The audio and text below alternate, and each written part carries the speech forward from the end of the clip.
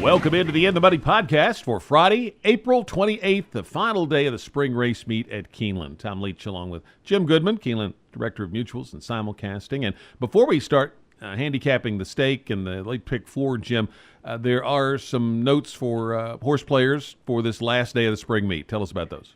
Per the Kentucky Horse Racing Commission rules, we have to pay out the pick 5, the pick 6, and the Super High 5, so we can't carry over anything to Churchill, although I'm sure my friends up the road would love to have that carryover. We'll pay it out on Friday, so if there's carryovers going in there, you can play those multi-leg wagers in the Super High 5 knowing that there'll be a guaranteed payout. So hopefully we'll have a little bit of a carryover going in and make somebody really happy on the last day of the race meet. Let's get to the Grade 3 Bewitched Stakes, final stake of the spring, and it's a mile-and-a-half turf race for older fillies and mares. Usually attracts a bigger field than this, but it is I thought, competitive group in here. Who did you land on? Yeah, I was disappointed in the 6-horse field. I can't get past Arl, the favorite on the outside. There's something that Andy Beyer quotes that says triple fig horses. And best I can tell, Arl is a triple fig horse because the best buyer that anybody is running here is a 90. And her 3 races in North America, all grade 3s, have been 96, 95, 94. Never been in trouble, never been much off the pace, only 2 lengths off the pace is the most she's been off. Rosario rides, who's had a wonderful meet, 14 out of 51.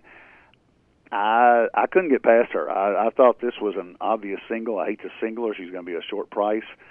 The only horse that I thought could step up and get better off her last is the Earring coming out of the very one at Gulfstream. She kind of ran a strange race. It's the only bad race she's run in North America, and Giroux takes over from Paco Lopez, and I don't know if he was trying to get her too close to pace last out and she just got stuck or whatever, but maybe she steps up.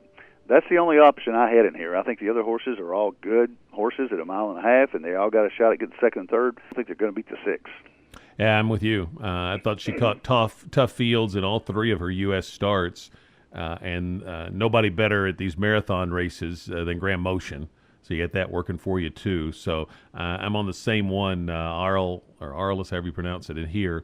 The one I thought was a little bit intriguing was In Charge of Me. Shug McGahee's had a cold meet, probably heat up when they get to Belmont. But this one I thought has shown some talent, just I don't think quite as good as the favorite. Earring and Daring Duchess are the others I would use in exactas with the favorite in here in the Grade 3 Bewitched Stakes. So I'm going to go 4 deep, actually, in the pick 4. We'll start it in the 7th race. It's a mile and an eighth turf race. I like Tisbury.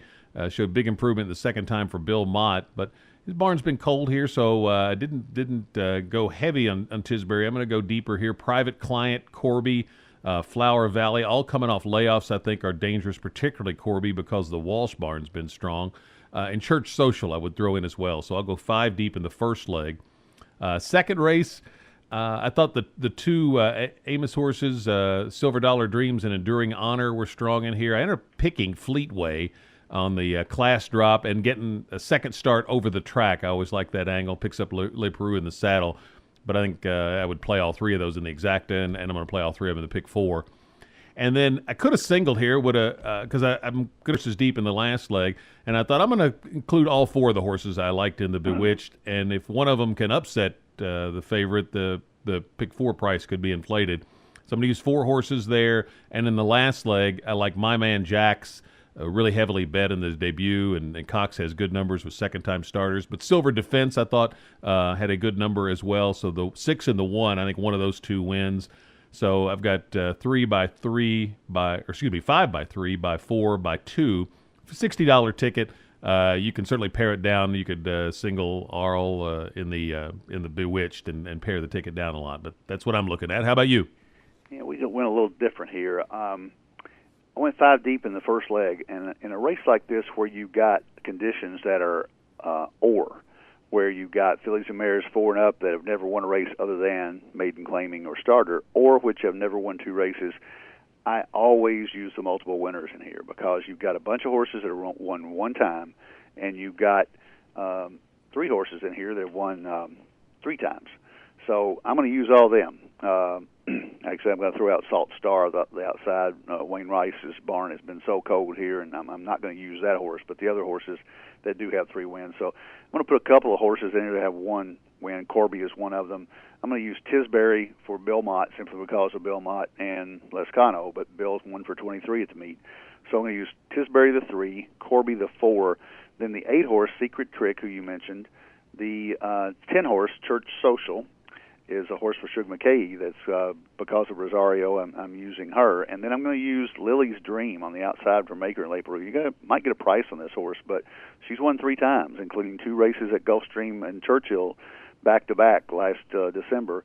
And I think she's got a shot as well. So I'm going to go 3, 4, 8, 10, 11.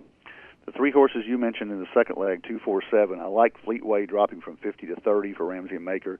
Silver Dollar Dreams, Tom Amos. The horse goes from Giroux rides back, actually moves up from 20 to 30, and then Enduring Honor is the other Amos that I would use. Excuse me, and they're almost the same buyer figures for Corey Lannery. So I would go 2, 4, 7 there. I am going to single Arl or Arliss in the third leg, and then I'm going to go all. If I'm alive to the last race of the meet, I'm going to take them all in that really nice, I think, maiden special weight to finish out the card. On the turf, your horses Silver Defense and My Man Jax look the best, but you got some first-time starters in there for Wesley Ward. You got a horse on the outside for McPeak and the first-time starter. Dale Roman's a first-time starter, so could be a surprise in the last leg. So I'm going to spend $90 and go all in the last leg. 3, 4, 8, 10, 11 with 2, 4, 7 with 6 with all. Good luck on finishing with a flourish at the spring meet, heading into Derby week at Churchill next week. And we'll be back with a Saturday podcast that takes a look at the opening night card at Churchill Downs. For Jim Goodman, I'm Tom Leach, and this is the In the Money podcast for KeenelandSelect.com.